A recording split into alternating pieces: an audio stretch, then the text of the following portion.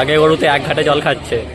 Hello guys, নিয়ে চলে এলাম আরো একটা নতুন ভিডিও। গিয়েছিলাম আজকে আলিপুর চিড়িয়াখানা। 2025 সালের নতুন সব চমক রয়েছে আজকের এই ভিডিওতে। অবশ্য ভিডিওটা আসতে অনেকটা দেরি হয়ে গেছে, কোনো ব্যাপার না, ভিডিওটা শেষ পর্যন্ত দেখতে থাকুন। A to Z ডিটেলস রয়েছে, চলুন ভিডিওটা স্টার্ট করা যাক। তো আমি এখন যেখানে আছি সেটা হচ্ছে চিড়িয়াখানার ঠিক আগের বাস স্টপটা, আর এখান থেকেই রোড পার হতে হবে, আর রোড পেরোলেই হচ্ছে চিড়িয়াখানার যাওয়ার রাস্তা। আর এইখানে অনেক ট্রাফিক পুলিশ থাকবে, তো আপনাদের রোড পার হতে কোনো সমস্যা হবে না, ওরা সিগন্যাল দিলেই আপনারা রোড পার হয়ে যাবে। রোড পার হয়ে একটু যেতেই দেখবেন রাস্তা থেকেই হাতি দেখা যাচ্ছে। আর এইখানে দুটো গেট আছে, মানে যখন ভিড় হয় তখন সেকেন্ড গেটটা খোলা, আর না হলে প্রথম গেট দিয়ে সবাই যায়। চলুন দেখা হচ্ছে একেবারে চিড়িয়াখানার মেন গেটে। এখন আমি যেখানে আছি এটা হচ্ছে চিড়িয়াখানার মেন গেট, আর মেন গেট দিয়ে প্রবেশ করতে দেখতে পাবেন মালির কারুকার্য। মানে আমি এইটা বুঝতে পারি না যে এইগুলো তো সব গাছ কেটে কেটে তৈরি করা হয়েছে, তো গাছগুলো কি বড় হয় না? যখনই আসে তখনই দেখি সেম টু সেম আছে। যাই হোক, এইখানে ম্যাপ আছে, মানে কত নম্বর ঘরে কোন পশু আছে আপনারা ম্যাপ দেখলেই বুঝতে পারবেন। আমি এসেছি শনিবারে, মানে ফেব্রুয়ারির 1 তারিখে। আমি ভেবেছিলাম আজকে ওয়েদারটা মেঘলা বলে বেশি কেউ আসবে না, কিন্তু যখন আরেকটুখানি বেলা হলো তখনই দেখি আস্তে আস্তে ভিড় হতে শুরু করলো। একটু এগিয়ে যেতে দেখতে পেলাম একটা কুমিরের ঘর, একটা কুমির শুয়ে আছে। এইখানে কিন্তু একটাই কুমির ছিল, তার পাশে দেখি অনেকজন ভিড় করে আছে। দেখি এইখানে একটা না, বরং 3-4টে কুমির শুয়ে আছে। আলাদা আলাদা প্রজাতির কুমির বলে মনে হয় এদের সব আলাদা আলাদা করে রাখা হয়েছে। যাই হোক, কুমির দেখে একটু যেতেই দেখলাম ইয়েলো অ্যানাকন্ডার ঘর। প্রথমে তো দেখতে পাই, তারপর ক্যামেরাটা জুম করতেই ফাইনালি দেখতে পেলাম ইয়েলো অ্যানাকন্ডা, আর তার পাশে ঘরে একটা ব্ল্যাক অ্যানাকন্ডা একদম কোণে শুয়ে আছে। আগের বছর যখন এসেছিলাম তখন সাপগুলো অনেকটাই ছোট ছিল, কিন্তু এইবারে অনেকটাই বেশ বড় হয়ে গেছে। যেখানে সাপের ঘরটা আছে ঠিক তার পাশেই ছিল নকটার্নাল হাউস, মানে এক কথা পেঁচার ঘর। এইখানে ঢুকতে সবার প্রথমে যেটা চোখ পড়লো সেটা হচ্ছে সাঁজেরুর দিকে। আমি ঢুকতেই ভেবেছিলাম যে অনেক পেঁচা দেখতে পাবো, কিন্তু একটাও পেঁচা চোখে পড়েনি। সামনে একটু যেতেই দেখতে পেলাম ভারতীয় গন্ডার। এ ভাই সব সময় জলে ডুবে থাকবে, আগেবার যখন এসেছিলাম তখনও জলে ডুবেছিল, এখনও তাই একই। এত ঠান্ডা কি করে জলে ডুবে থাকে কি জানি। এরপরে একটু যেতেই দেখলাম বাচ্চারা সব ভিড় করে আছে। দেখি এই ওয়েদারেও চিতাবাঘ বেরিয়েছে। আমি তো ভেবেছিলাম কোনো পশুই বেরোবে না এই ওয়েদারে। লাগ ভালো ছিল বলতে হবে।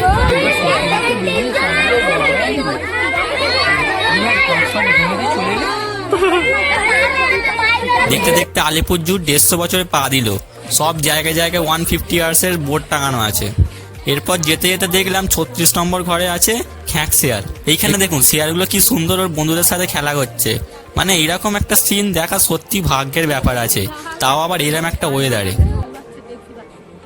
এর পাশেই ছিল মেছো বিড়ালের ঘর, মানে দেখতে পুরো চিতাবাঘের মতো। উপরে বসে আছে দেখুন, ওই যে দেখতে পাচ্ছেন। এই মেছো বিড়ালটা একবার করে থেকে থেকে পাই ছেড়ে দিয়ে আবার চলে যাচ্ছে। মেছো বিড়ালের পাশের ঘরে যে পশুটা আছে সেটা হচ্ছে বন বিড়াল। ওই দেখুন দেখতে পাচ্ছেন বসে আছে। এরপর দেখলাম সাদা বাঘ। বাঘটা এখন শুয়ে আছে, একটু উঠলে অবশ্য ভালো হতো। এই ভেবে যখন বেরোতে যাচ্ছি তখনই দেখি সত্যি উঠে বসেছি, মনে হয় আমার কথা শুনতে পেয়ে গেছে। এরপর যেখানে গেলাম সেটা হচ্ছে সিংহের ঘর, আর এইখানে সিংহটা দেখি ঘরের মধ্যে শুয়ে আছে। তাই দেখার জন্য লোকের কত ভিড়, কিন্তু বুঝলাম ভিড় সিংহটাকে দেখার জন্য নয়, এই সাদা বাঘটাকে দেখার জন্য। বাঘটা খালি একবার করে আসছে আবার চলে যাচ্ছে। ও ভাবছে কখন খাঁচা থেকে ছাড়া পাবো আর একটাকে ধরবো।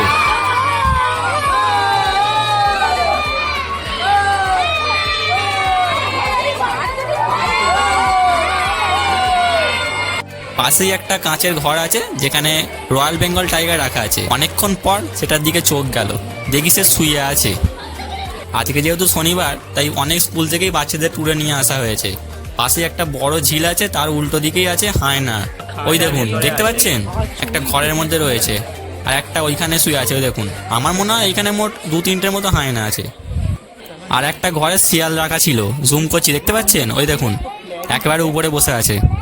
এরপর আর একটু যেতেই দেখলাম এমু পাখি। এরা সব সময় ঘোরাফেরা করে, মোট 3টের মতো আছে এখানে। এত সামনে থেকে দেখে সত্যি ভালো লাগলো। এর পাশে ঘরে আছে আমেরিকান বল্ট ঈগল। এরা উত্তর আমেরিকার পাখি, এদের মেক্সিকো সীমা থেকে শুরু করে সাধারণত আমেরিকা ও কানাডায় পাওয়া যায়। এর পাশে পাশে সব টিয়া পাখি ছিল, আর তার পাশেই দেখলাম একটা সাদা ময়ূর যেটা মুখ ঘোরাচ্ছে না। তারপর দেখলাম কত ম্যাকাও পরস্পর কি সুন্দর বসে আছে।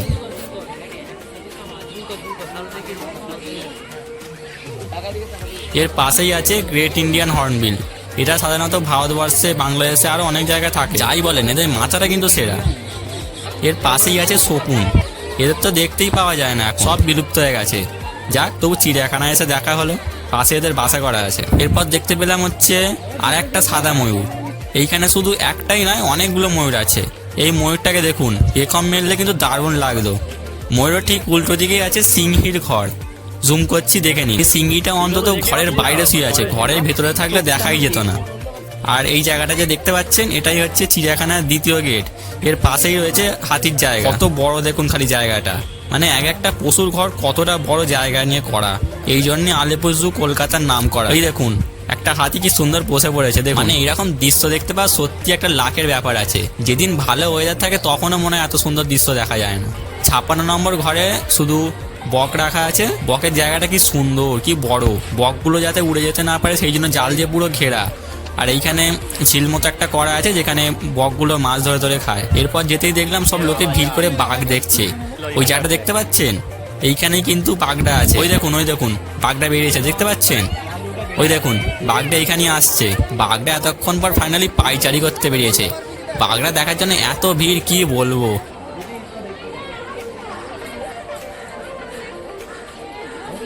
ওই দেখুন বাঘটা দেখুন, জল তেষ্টা পেয়েছে বলে জল খেতে নামছে। দেখুন দেখতে পাচ্ছেন? ফাইনালি এতক্ষণ ধরে যেটার জন্য ওয়েট করছিলাম, মানে 2025 সালের নতুন চমক, ওয়াকিং বার্ড অ্যাভিয়ারি, মানে খাঁচার ভিতরে মানুষ আর খাঁচার বাইরে পাখি। আর একবার আমি এখানে এসেছিলাম, তখন এই জায়গাটা খুঁজে পাইনি। ফাইনালি 2025 সালে নতুন চমক দেখা হয়ে গেল আজ। পাশে সব পাখি আছে, দেখতে পাচ্ছেন?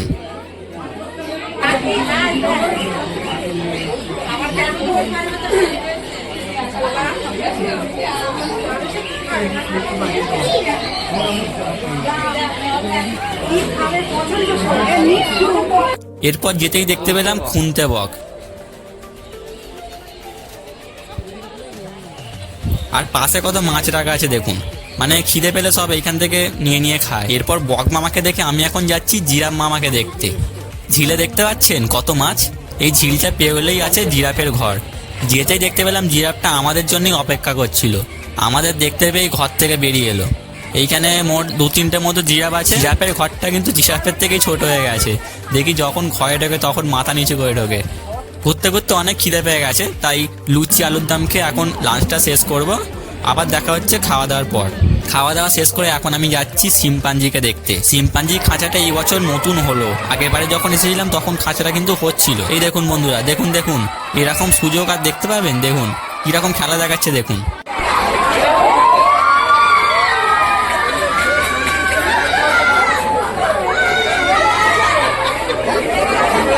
এরপর গেলাম হচ্ছে জেব্রা দেখতে।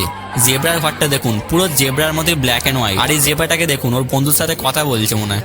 এইখানে মোট 2-3টে মতো জেব্রা আছে। ঠিক উল্টো দিকেই আছে গ্রিন ইগুয়ানা।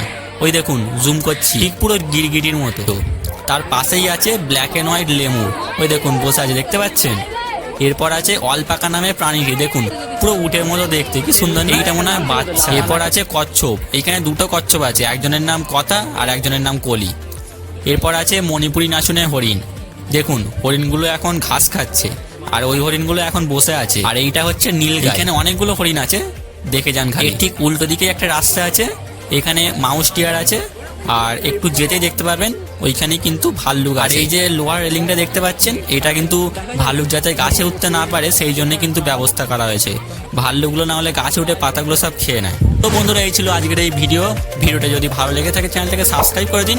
আবার দেখা হচ্ছে নতুন এক ভিডিওতে। ততক্ষণের জন্য বাই।